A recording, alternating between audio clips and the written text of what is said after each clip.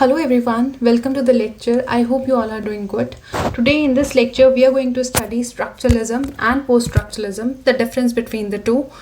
And before starting the lecture I would like to tell you कि सबसे पहले हम जो है questions देखेंगे कि जो PYQs है और जो लेटेस्ट ट्रेंड के क्वेश्चंस कौन से रिपीटेडली एग्जामिनेशंस में पूछे जा रहे हैं. People who are not interested in the questions आप स्विच कर सकते हैं 5 मिनट्स आगे वीडियो को and then we are talking about the concept. Okay, तो सबसे पहले एक बार बात कर लेते हैं. आई वुड सजेस्ट कि क्वेश्चंस देख लो, क्योंकि जब भी कोई भी हम टॉपिक पढ़ते हैं हमें नहीं पता होता कि कितना डेप्थ में जाने की ज़रूरत है, किस टाइप के क्वेश्चंस बन रहे हैं, कंसेप्चुअल क्वेश्चंस बन रहे हैं या टू द पॉइंट क्वेश्चंस बन रहे हैं. So it's very important to have a glance over the PYQs. मैंने सारे सेलेक्ट कर लिए हैं जो हमारा लेटेस्ट ट्रेंड है और जो PYQs पूछे जा रहे हैं. So without any further ado, let's get started and we'll look at the questions and we'll see how it proceeds further. Okay. So जो पहला question है वो हमारा है which of these statements describe correctly the basic assumptions of structuralism. Structuralism is concerned with signs and signification. So we know कि conceptual questions यहाँ से पूछे जा रहे हैं. क्वेश्चन देखते ही पता चल जाता है, ठीक है हमने नहीं पढ़ा स्ट्रक्चरलिज्म, बट एटलीस्ट क्वेश्चंस को देख के हमें थोड़ा तो आइडिया होगा कि व्हाट इज द टाइप और एग्जामिनर हमसे क्या पूछना चाह रहा है. Structuralism is concern with science and signification. ठीक है, साइन एंड सिग्निफिकेशन की कुछ बात हो रही है टॉपिक में. Structuralist theory considers only verbal conventions and codes. Okay, begin in the works of Jacques Derrida. Okay, Jacques Derrida questions में आ रहा है, that means it becomes a important writer. Structuralism challenges the long-standard belief that literature reflects a given reality. Okay, sorted. So all signs are arbitrary. ठीक है, science की फिर से बात हो रही है. अब हम दूसरे क्वेश्चन पे स्विच करेंगे. बहुत ज़्यादा टाइम वेस्ट नहीं करना जब हम पहली बार क्वेश्चंस पढ़ रहे हैं. इन लिटरेरी स्टडीज स्ट्रक्चरलिज्म प्रमोट्स. फिर से कंसेप्चुअल क्वेश्चन आ गया है. तो इसमें हमें क्या पता चलता है, हमें स्ट्रक्चरलिज्म का एज अ कॉन्सेप्ट बहुत अच्छे से पता होना चाहिए कि कॉन्सेप्ट में क्या दिया हुआ है. The view that literature is one signifying practice among others. Systematic account of literary archetypes, unstable structure systems of signification. Signification कितनी बार आ गया है, यहाँ पे signification आया है, ओके यहाँ पर sign आ गया है, फिर यहाँ पे signification आ गया है. ओके, सो साइंस के बारे में बात हो रही है और उनके कुछ सिग्निफिकेशन से रिलेटेड काफ़ी क्वेश्चंस को मेंशन किया हुआ है. ये कीवर्ड बार बार रिपीटेडली बार ये जो कीवर्ड है ये मेंशन किया है. Okay, which one of the following assumption best expresses the position of post-structuralist criticism? ठीक है, तो ये भी हमारा एक conceptual question हो गया है. Which one of the following assumptions best expresses the position of post-structuralist criticism? Okay, so we have 4 statements, 4 statement दे दिए हैं. अब assertion और reason का question हमारा आ गया है. जब भी assertion और reason का question आए तो assertion के बाद because लगा दो और फिर नेक्स्ट वाला जो हमारा रीजन है वो पढ़ो. If it make sense then both are right. If it does not make sense only A is right. If A is not right, you know कि ये गलत स्टेटमेंट दिया है, then only R is right, या फिर दोनों भी गलत हो सकते हैं. So we will read post structuralism is unthinkable without structuralism. अब इस क्वेश्चन में एक इंटरेस्टिंग चीज़ है, टेल मी वाई. क्योंकि यहाँ पे पोस्ट स्ट्रक्चरलिज्म और स्ट्रक्चरलिज्म को दोनों को कनेक्ट करके हमसे क्वेश्चन पूछा है, तो हमारे लिए बहुत ज़्यादा इंपॉर्टेंट हो जाता है कि हमारे लिए दोनों के कंसेप्ट जानना बहुत इंपॉर्टेंट है, कि हमें दोनों के कंसेप्ट पता होने चाहिए और इनसे इंटर रिलेटेड क्वेश्चन भी आ रहे हैं. So this makes these 2 topics very important, और इनका हम डिफरेंस देखेंगे तो हम इनको इंटर रिलेट करके पढ़ेंगे, सेपरेटली नहीं पढ़ेंगे इस वीडियो में. ठीक है, तो सबसे पहले हम अपने टॉपिक पर आ जाते हैं. टॉपिक से पहले मैं बताना चाहूँगी कि स्ट्रक्चरलिज्म क्या होता है. जैसे हमने कोई स्ट्रक्चर देखा, जैसे इस इमेज में क्या दिखाया हुआ है कि चीज़ें डिस्टॉर्टेड थी, ठीक है, मेस्ड अप थी, हमने उसको एक स्ट्रक्चर दिया. This is what is structure. Structuralism मतलब क्या हुआ कि हमें कोई स्ट्रक्चर दे दिया है. तो जब भी हम किसी स्ट्रक्चर की बात कर रहे हैं, ओके, किसी फ्रेमवर्क की बात कर रहे हैं, that is what is structuralism. Basic terms में देखें, लेमैन्स टर्म में देखें तो स्ट्रक्चरलिज्म मतलब एक क्या होता है, एक स्ट्रक्चर. कोई भी फ्रेमवर्क, जैसे कोई स्कूल होता है तो उसमें एक फ्रेमवर्क फॉलो होता है, करिकुलम फॉलो होता है, एक स्ट्रक्चर होता है. कोई सिटी है, सिटी स्टेट में होगी, स्टेट सिटी में, स्टेट कंट्री में होगा, कंट्री कॉन्टिनेंट में होगी। ओके, हमारी बॉडी है, सेल से बनी है, सोलर सिस्टम है, सन के अराउंड प्लैनेट्स रिवॉल्व करते हैं। ओके, तो ये सारी चीज़ें स्ट्रक्चरलिज्म में हमें देखने को मिलेंगी। ओके, ठीक है, तो अब हम स्ट्रक्चरलिज्म देखते हैं। तो स्ट्रक्चरलिज्म में जो मेन पॉइंट्स है वो क्या है, 1950s में इट स्टार्टेड, और 1950s में when it started in France में सबसे पहले स्टार्ट हुआ था। उसके बाद it has its origin in linguistics में इसका ओरिजिन हुआ था। फर्दिनांद दे सोशर का जो वर्क था, course in general linguistics, in 1916। Okay, 1916 में सबसे पहले ये आया था, उन्होंने एक लेक्चर दिया था। और उसके बाद जो स्ट्रक्चरलिज्म है, साइन, उन्होंने सिग्निफाइड के बारे में बात की है। तो सबसे पहले हम एक बार ये वाला कॉन्सेप्ट देख लेते हैं। हमने ये देख लिया कि स्ट्रक्चर होता है, स्ट्रक्चरलिज्म मतलब बेसिक जो हमारे स्ट्रक्चर है, और सेंटर पे सबसे ज़्यादा यहाँ पे फोकस किया है। पर जो फर्दिनांद दे सोशर ने सिग्निफायर और सिग्निफाइड का कॉन्सेप्ट दिया था, एक बार हम वो देखेंगे। सो फर्दिनांद दे सोशर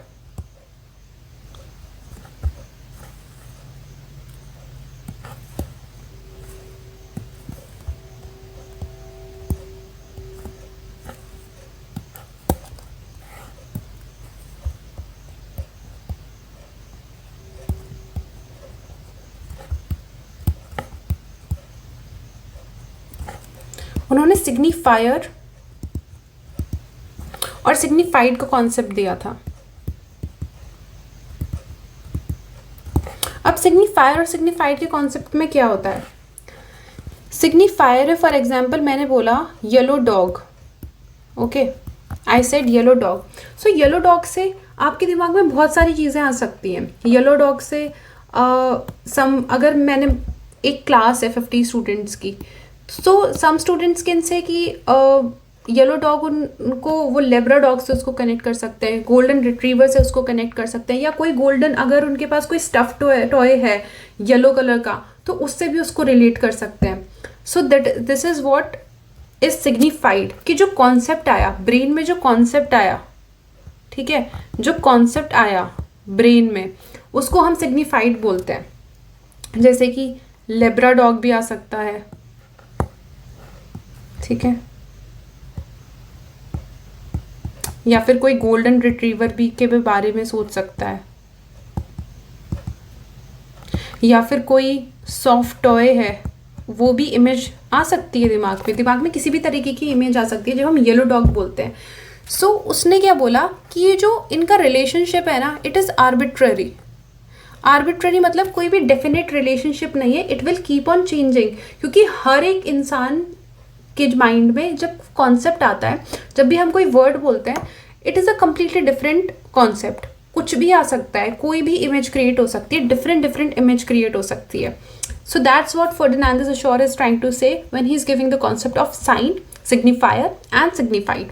सो there is a relation between the two, लेकिन आर्बिट्ररी रिलेशनशिप है, चेंज हो सकता है, हर एक माइंड में एक डिफरेंट इमेज जो है वो जनरेट हो सकती है। ओके, ठीक है, अब हम देखते हैं स्ट्रक्चरलिज्म। व्हाट इज स्ट्रक्चरलिज्म हमने देखा।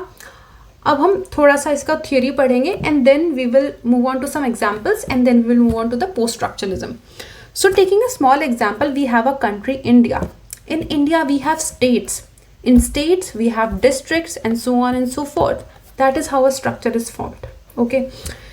इसके क्या कहता है कि things can not be seen in isolation, चीज़ें हम आइसोलेशन में नहीं देख सकते हैं, they have to be seen in the context of a larger structure. Okay, things can not have been, मतलब हम किसी भी चीज़ को आइसोलेशन में नहीं देखना चाहते। जैसे हमने प्रीवियस लेक्चर में रोलैंड बार्थ्स के बारे में पढ़ा, तो हमने रोलैंड बार्थ्स का बैकग्राउंड देखा, हमने रोलैंड बार्थ्स का ये देखा कि उनका चाइल्डहुड कैसा था, हमने पहले उनका बैकग्राउंड जाना कि उस टाइम की सोशो पॉलिटिकल कंडीशंस कैसी थी, and then we move forward towards the lecture so that we know the structure, we know the background. अगर हम ड्राइडन भी पढ़ रहे हैं, हम मिल्टन भी पढ़ रहे हैं, अगर हमें सिविल वॉर के बारे में नहीं पता, so we will not be able to understand the writer and his works, कि कब उन्होंने पैराडाइज लॉस्ट लिखा, कब उन्होंने पॉलिटिकल ट्रैक्ट्स लिखे, और कब उन्होंने, जॉन मिल्टन ने जब उनकी जो आईज थी वो डिटोरिएट हो रही थी, तब उन्होंने अपना जो है सोनेट लिखा था on his blindness. So that's how we understand the writer's background, and the structure becomes important. That's what structuralists are trying to say. Okay. फिर हमारे पास सोलर सिस्टम का एक एग्जाम्पल है. सोलर सिस्टम में भी क्या आता है, एक स्ट्रक्चर है, सन है, उसके अराउंड ही जो प्लैनेट्स हैं वो हमारे रिवॉल्व कर रहे हैं. Then we have India. Districts है, मान लो अगर कोई जयपुर में रहता है, ठीक है, जयपुर कहाँ पर है, हमारा राजस्थान में है. राजस्थान कहाँ पे है, इंडिया में है. इंडिया कहाँ पे है, हमारा एक पूरा जो कॉन्टिनेंट है उसमें है. So that's how we are understanding the structure, that's how we are understanding the entire framework, the what is structuralism is trying to say. Then we move on to the post structuralism. अब post structuralism में क्या होता है, 1950s से 60s में it started in France but it spread around the Europe. पूरे Europe में वो स्प्रेड हो गया था. पोस्ट स्ट्रक्चरलिज्म जो थे वो सेंटर पे फोकस नहीं करते थे. वो कहते थे कि जो पेरीफेरी है, जो बाउंड्री है, हमें उस पर ज़्यादा फोकस करना है. और इनका जो एक चीज़ और थी कि ये जो सिग्निफायर और सिग्निफाइड का रिलेशनशिप था ना, इसको भी इन्होंने इवॉल्व करके देखा. अब हमने फर्डिनांड द सेशोर में देखा कि एक सिग्निफायर होगा हमारा और एक हमारा सिग्निफाइड होगा. But what did post structuralist से, तो हम एक बार उन्होंने दो कॉन्सेप्ट दिए.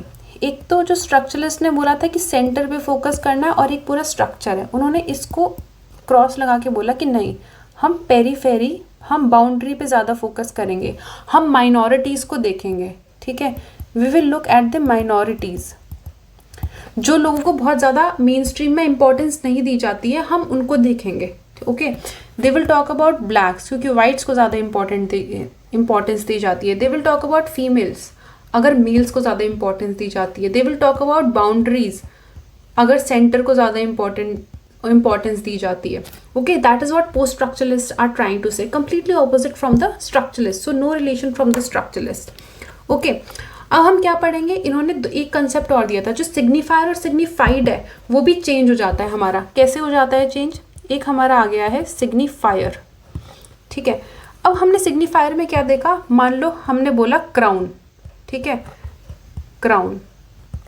अब क्राउन से हमारे दिमाग में क्या आएगा कि इसका जो सिग्निफाइड है, जो कॉन्सेप्ट है, इसका मतलब हुआ किंग. ठीक है, स्ट्रक्चरलिस्ट तो यही बोल रहे थे हमको, लेकिन हमको पोस्ट स्ट्रक्चरलिज्म ने क्या बोला, that no, king can also mean lion. Lion भी हो सकता है, lion. King can also means monarch. King can also mean, monarch can lead to power, someone who has power. So is there any one signified? क्या crown से हमें सिर्फ king ही आ रहा है? क्राउन से हम लायन को भी एसोसिएट कर सकते हैं, मोनार्क को भी एसोसिएट कर सकते हैं, क्राउन से हम पावर को भी एसोसिएट कर सकते हैं. So we have this signified, king से हम लायन पे आ रहे हैं. सो व्हाट विल हैपन, जब हम किंग से लायन पे आएंगे तो king will become signifier and lion will become signified. Okay, so what will happen, just a second.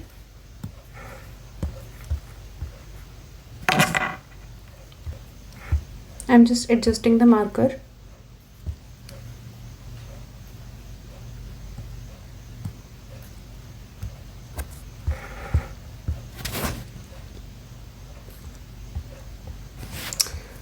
ठीक है, तो इसमें हमने अभी तक ये पढ़ा. I was just adjusting the marker, so sorry for the pause, long pause.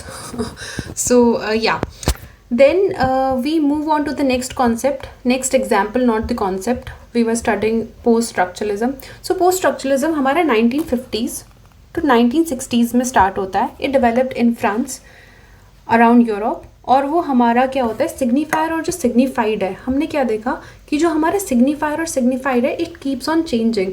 हमने यहाँ पे देखा कि मोनार्क, जब हमारा किंग सिग्निफाइड बन गया है, लेकिन जैसे ही किंग को हम मोनार्क से एसोसिएट करते हैं, लायन से एसोसिएट करते हैं, तो किंग हमारा सिग्निफाइड बन जाता है और लायन हमारा सिग्निफायर बन जाता है. Okay, then we have another example, what happens in Olympics. Olympics में क्या होता है, that person who has won gold, उसी को सबसे ज़्यादा मीडिया अटेंशन मिलती है, उसी को सबसे ज़्यादा इंपॉर्टेंस मिलती है. फैमिलीज़, फ्रेंड्स, रिलेटिव्स, जो गवर्नमेंट है उनकी पॉलिसीज़, या फिर उनको जो भी रिवॉर्ड्स मिलते हैं, जो मेडल जीत के लाते हैं, medal is given a lot of importance. Okay, तो इसमें क्या होता है कि जो मेन स्ट्रीम में लोग हैं उन्हीं को बहुत ज़्यादा इंपॉर्टेंस दी जा रही है. तो पोस्ट स्ट्रक्चरलिस्ट बोलते थे that what happened in the Olympics in 2024 Paris. So there was this player Lakshya Sen, he used to play badminton. So he played semi-finals, he lost there. He played quarterfinals, he lost there. But he went to the semi-finals. So that is in itself is an achievement. And people who are coming to the Olympics, they have already a lot of potential and they're already very good in their fields. But what happens, all other players are not given credit, but only the person who wins has been given the credit. So there is the disparity comes. They also opposed binary oppositions, जैसे कि male female या फिर day night. तो क्या होता है, what is a female? A female is something, or what is a male? A female is something who is not a male, who lacks certain qualities what a male has. So binary opposition में क्या होता है, disparities create होती हैं. जैसे how do we know night? Because it is not day. It lacks something which the day has. Or what is a day? A day is something which is not night. So that is how we understand things. ठीक है, structuralist ने यही बोला, लेकिन post structuralist ने बोला कि ये disparity create करती है, that male is more important and female is less important. So that is what they're trying to say by these theories. That is what they're trying to tell us. So what we can do is, then we have people who have won the medal. For example, Manu Bhakar won the bronze medal. So she was getting all the attention, all the media attention. But on the contrary, we have Vinesh Fogart who went to the semi-final, won there, and then she went to the finals, but she was disqualified. So does it put a question on her potential or on her merit? No. But post-structuralists are trying to say that this is what happens when we give too much importance to the reward, when we give too much importance to the center. Center is not something to be celebrated so much. People who are at the periphery or who are at the boundary, who are minorities, they also have to be given some credit, or they should also be recognized in the society. Okay. Then we will see we'll see the difference between the structuralists and the post-structuralists, what we have studied already. So let's have a quick recap. मतलब जब भी हम पढ़ रहे हैं तो थोड़ा सा अगर हम recall करते हुए चलेंगे, so it will become easy for us to remember till the exam. थोड़ा retention हमारे लिए longer period के लिए होगा. So whenever we are studying, we'll make sure कि हमारा जो retention है हम थोड़ा सा revise करते हुए चले. So structuralism में क्या होता, it started in 1950s. It started in France में वो start हुआ था. उन्होंने signifier signified के बारे में बताया, और जो चीज़ें सेंटर पे हैं उनको सबसे ज़्यादा इम्पोर्टेंस दी. जो भी चीज़ें एक फ्रेमवर्क है या फिर कोई स्ट्रक्चर है, एक स्ट्रक्चर होना बहुत ही इंपॉर्टेंट है whenever we are studying anything. Okay. Then we have the post structuralist 1950s to 60s में वो स्टार्ट हुआ था. इन यूरोप वो स्प्रेड हो गया था. और स्ट्रक्चरलिस्ट जो थे वो पेरीफेरी पे बहुत ज़्यादा फोकस करते थे. उन्होंने बोला कि boundary is more important. Signifier और सिग्निफाइड में ये बोला कि नहीं, सिग्निफायर और सिग्निफाइड कुछ नहीं है. सिग्निफायर ही बहुत सारे हैं जो चेंज होते रहते हैं, और एक सिग्निफायर दूसरे सिग्निफायर पे जाता है और दूसरा सिग्निफायर तीसरे सिग्निफायर पे जाता है. So it is a chain. Okay, जो चेन है वो बार बार जो है वो रिपीट होती रहती है, and it goes on, there is no end. तो हम अब क्विकली इनके डिफरेंस देखेंगे. So what happens in structuralism में क्या होता है, developed in 1950s in France में it developed. So and the post structuralism it was developed in 1950s to 60s in France. we've seen it. Binary opposition को ये लोग favour करते थे स्ट्रक्चरलिस्ट. पोस्ट स्ट्रक्चरलिस्ट बोलते थे कि नहीं, बाइनरी ऑपोजिशन जो है डिस्पैरिटी क्रिएट करते हैं. Things have to be seen in a structure. इन्होंने क्या बोला कि चीज़ों को हमें स्ट्रक्चर में देखना चाहिए. They say that there is no structure, things are distorted. They said centre is important. They said no, periphery जो है, periphery should be given importance. Okay, they said कि जो सिमेट्री है, चीज़ों को स्ट्रक्चर में सिमेट्री में देखना है. They believed in the fragmentation, in the distortedness. They celebrated the fragmentation. They said meaning is universal, कि कोई भी हमारा अगर कल्चर है तो उसमें कुछ ट्रेडिशंस होते हैं, कल्चर होते हैं जो कि यूनिवर्सल होते हैं. But they set no, cultures and tradition, they keep on shifting as the society evolve, as the social discourse is happening, things keep on changing. चीज़ें change होती हैं, ठीक है, बदलाव आता है चीज़ों में. So that is what they're trying to say. Okay. So we've seen, this is all what we've seen about structuralism and post structuralism. Let's look at the questions. थोड़ा सा questions पे आते हैं. Let's see if we are able to bridge the gap between theory and the questions, क्योंकि बहुत बार ऐसा होता है कि हम जो है लिटरेरी थियोरी तो पढ़ लेते हैं पर क्वेश्चन सॉल्व नहीं कर पाते. So let's see how much we are able to solve them and how much we are able to understand. तो सबसे पहले हमारा जो क्वेश्चन था, हमें स्टेटमेंट देखना है. Which of the statement describes correctly the basic assumption of structuralism. हमारा जो बेसिक एजम्पशन है स्ट्रक्चरलिज्म का, वो कौन डिस्क्राइब करता है. Structuralism is concerned with science and signification. ठीक है, okay. Structuralism theory consists only verbal conventions and codes. Okay, fine, we'll see. अगर ऐसा है कि स्ट्रक्चरलिज्म में साइन के बारे में बात हो रही है, ये तो हमें पता है. Structuralism began in Jack Derrida. अभी हमने इनके डिटेल में राइटर्स नहीं पढ़े हैं, अभी हमने इनमें डिफरेंस देखा है. So I would like to tell you, जो जैक डेरिडा है वो पोस्ट स्ट्रक्चरलिस्ट राइटर है. He is not in structuralism. So C automatically हमारा गलत हो जाता है option. So we know in the options कि हमारा ए भी नहीं होगा और हमारा थर्ड ऑप्शन भी नहीं होगा. तो फिर हमारे पास कौन सा हुआ, A is there in second and even in the fourth. Then we have D and E and B and E. तो हमें देखना है E is common in both of them.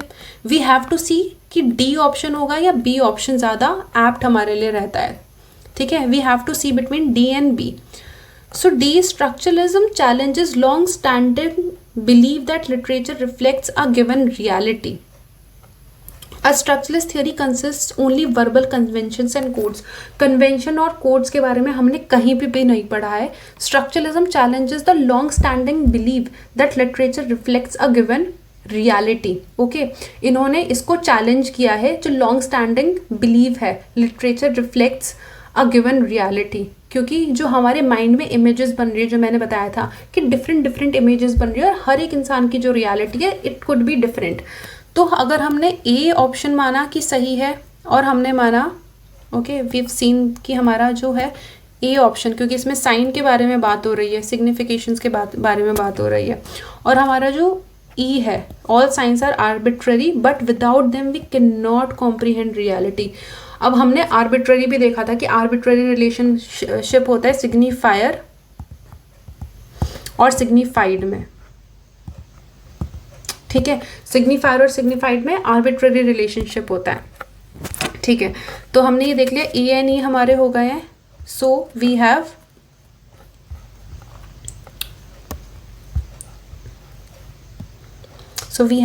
second option A, D and E as the correct answer for this question. Okay, let's move on to the next question.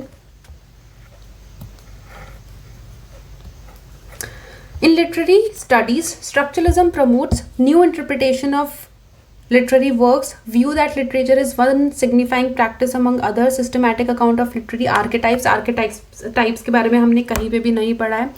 Unstable structures of system of signification. Unstable structure तो नहीं पढ़ा हमने. Structuralism में बार बार मैंने बताया कि structure के बारे में बात हो रही है. बी में क्या बताया, a view that literature is one signifying practice among others. Okay, a view that literature is one signifying practice among others.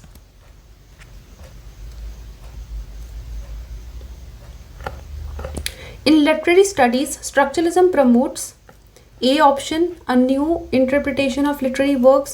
B option, the view that literature is one signifying practice among others. C, a systematic account of literary archetypes, unstable structures of signification. So इसमें जो है C option correct हो जाएगा. No, C option is not correct. B option is correct. The view that literature is one signifying practice among others. Okay, so B option is correct for this question. Then we have, which of the following assumptions best expresses the position of post-structuralist criticism. अब हमारा post-structuralist question आ गया. इसमें concepts के बारे में हमें बताया गया है. Definite structure underline empirical events. क्या हमने empirical events के बारे में कुछ पढ़ा है?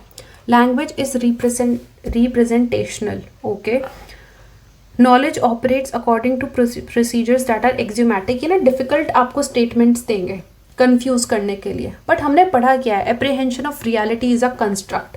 हमने देखा कि इन्होंने रियलिटी को बहुत क्वेश्चन किया आउटर रियलिटी में और जो लैंग्वेज में। मैंने क्या बताया था कि हमारी आउटर रियलिटी और लैंग्वेज में बहुत ज़्यादा डिफरेंस है। जैसे आउटर रियलिटी और लैंग्वेज को क्या किया है, स्ट्रक्चरलिज्म में तो बोला है कि इनमें रिलेशन है, और पोस्ट स्ट्रक्चरलिज्म में बोला है कि इनमें डिफरेंस है। ठीक है, जो हमारी एप्रीहेंशन ऑफ रियलिटी इन्होंने बोला है ना, सो लेट्स सी जो हमने पोस्ट स्ट्रक्चरलिज्म पढ़ा है।